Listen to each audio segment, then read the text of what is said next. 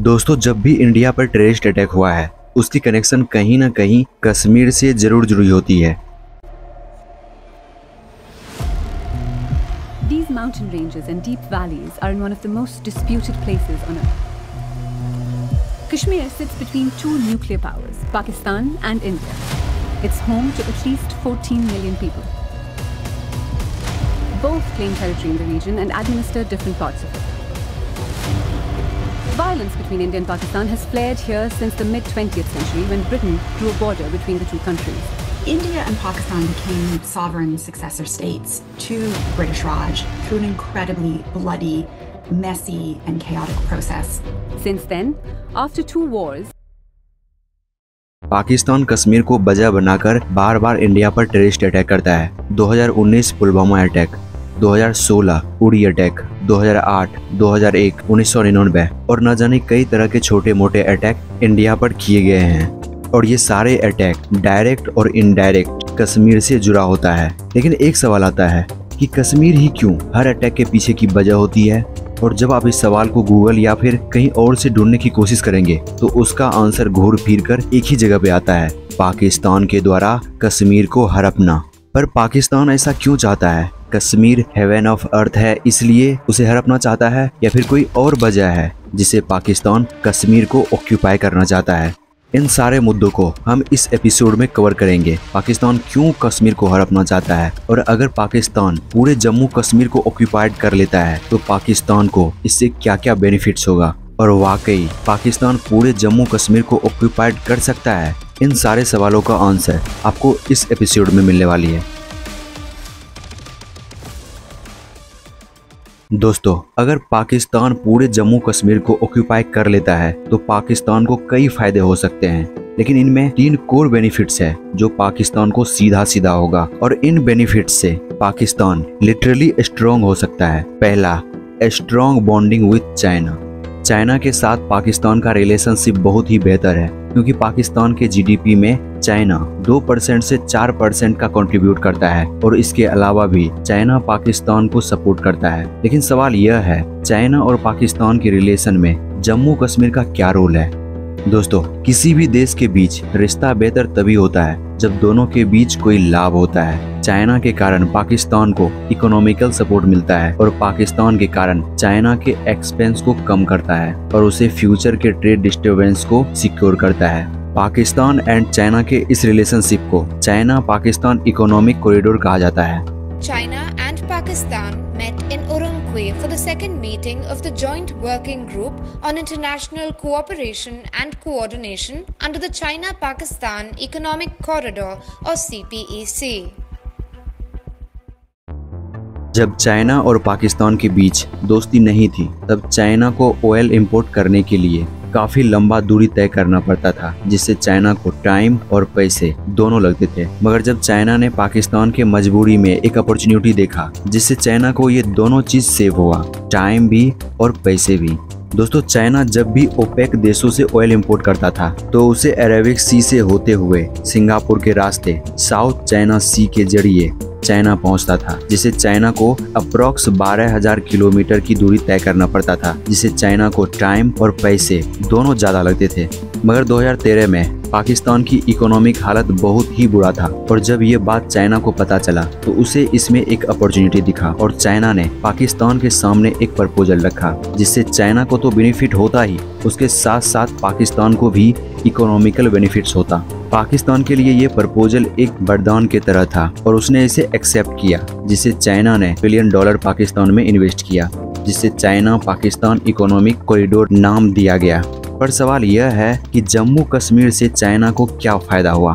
तो देखिए, जो रास्ता ग्वादर फोर्ट और चाइना के रास्ते को कनेक्ट करता है वो पीओके के रास्ते से जाता है। हाँ, वही पीओके जो इंडिया का है, मगर पाकिस्तान ने ऑक्यूपाई करके रखा है। अगर पाकिस्तान पूरे जम्मू कश्मीर को ऑक्यूपाई कर लेता है तो चाइना के लिए ये बहुत बड़ा बेनिफिट हो जाएगा। पर कैसे? आइए इसे भी समझते हैं। अगर आप चाइना के मैप को गौर से देखो तो इस साइड इसकी पॉपुलेशन ज्यादा है एज कम्पेयर टू इस साइड। अगर पाकिस्तान पूरे जम्मू कश्मीर को ऑक्यूपाई कर लेता है तो चाइना लाहौर श्रीनगर से होते हुए डायरेक्ट हाई पॉपुलेशन की ओर रूट बना सकता है, जिससे चाइना के एक्सपेंसेस और भी कम हो जाएगी और पाकिस्तान को इससे इकोनॉमिकल सपोर्ट भी मिलेगा, जैसे job creation, infrastructure, energy security और ना जाने कई तरह के बेनिफिट्स पाकिस्तान को होगा। दूसरा बेनिफिट्स होगा वाटर कंट्रोल का। दोस्तों, जम्मू कश्मीर से होके कई नदियां निकलती है, जैसे Indus water, Jhelum river and Chenab river system. ये नदियां जम्मू कश्मीर से ही होके गुजरती है। अगर पाकिस्तान पूरे जम्मू कश्मीर को ऑक्यूपाई कर लेता है तो वो वहाँ की सारी नदियों को कंट्रोल कर लेगा और इससे पाकिस्तान को बहुत बेनिफिट्स होगा। पाकिस्तान में पहले से वाटर स्कैरसिटी का प्रॉब्लम है, इसीलिए पाकिस्तान को वाटर के लिए काफी स्ट्रगल करना पड़ता है। पाकिस्तान में पानी की अवेलेबिलिटी पर कैपिटा पिछले 70 सालों में 70% से ज्यादा कम हो चुकी है। अब ये 1017 क्यूब मीटर पर पर्सन है, जो ग्लोबल वाटर स्कैरसिटी थ्रेशोल्ड से भी नीचे है। पाकिस्तान का 97% फ्रेश वाटर एग्रीकल्चर में इस्तेमाल होता है, जो 23% जीडीपी कंट्रीब्यूट करता है। लेकिन पानी की कमी से वहाँ की क्रॉप प्रोडक्शन कम हो रही है, खासकर वेट, राइस, कॉटन और न जाने कई तरह के क्रॉप्स। और वहीं अगर पाकिस्तान पूरे जम्मू कश्मीर को ऑक्यूपाई कर लेता है तो उसकी ये प्रॉब्लम सोल्व हो सकती है और उसके साथ साथ वो इंडिया के लिए मुसीबत भी बन सकता है। पाकिस्तान वाटर कंट्रोल करके पंजाब जैसे जगहों में वाटर स्कैरसिटी पैदा कर सकता है और सबसे बड़ी बात, पाकिस्तान वाटर को एक वेपन के तरह यूज कर सकता है, जैसे पाकिस्तान डैम के जरिए पानी को कंट्रोल करेगा और पानी को छोड़कर इंडिया में बाढ़ ला सकता है। ये स्ट्रेटेजी बरसों से चली आ रही है। 101 BC में चाइनीज आर्मी ने एनिमी शहर की वाटर सप्लाई काटने के लिए नदी को ड्राइव किया था और चाइना आज भी इसी स्ट्रेटेजी को यूज करता है। 2017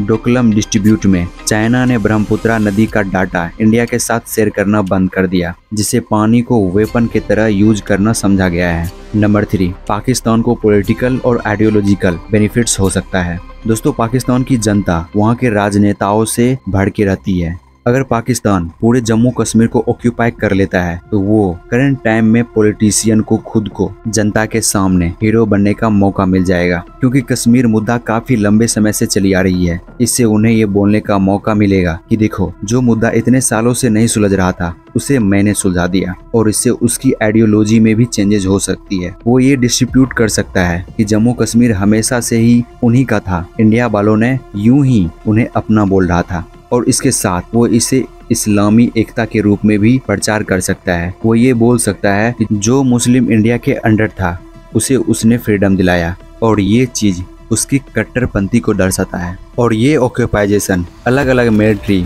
और टेररिज्म ग्रुप को आइडियोलॉजिकल इंस्पिरेशन दे सकती है, जो इसे इस्लाम के लिए जीत के रूप में देखा जा सकता है। इससे इन सारे ग्रुप को रिक्रूटमेंट और प्रोपोगेंडा में हेल्प मिल सकती है, जो कि बहुत ही बुरी बात है। पर अब हम आते हैं मेन सवाल पे। ऊपर हमने जितने भी पॉसिबिलिटी को इमेजिन किया, क्या वो रियल में हो सकता है? क्या पाकिस्तान रियली पूरे कश्मीर को ऑक्यूपाई कर सकता है, और इसकी कितनी पॉसिबिलिटी है? तो देखो, पाकिस्तान के द्वारा पूरे जम्मू कश्मीर को ऑक्यूपाई करने की संभावना एक जटिल और सेंसिटिव जियोपॉलिटिकल इशू है, जो हिस्टोरिकल, पॉलिटिकल, मिलिट्री और इंटरनेशनल फैक्टर पर निर्भर करती है। इस सवाल का जवाब देने के लिए हम historical context, current situation, military और स्ट्रेटेजिक चैलेंज को डिटेल में समझने वाले हैं। जब इंडिया पाकिस्तान का पार्टीशन हो रहा था तो जम्मू कश्मीर के रूलर को बोला गया कि उसे किस में जाना है, पाकिस्तान के हिस्सों में या फिर इंडिया के हिस्सों में। तो वहाँ के राजा हरि सिंह ने खुद को इंडिपेंडेंट रहने देने का वादा किया, तो उसे इंडिपेंडेंट कर दिया गया था। पर पाकिस्तान के कॉन्फ्लिक्ट के कारण हरि सिंह ने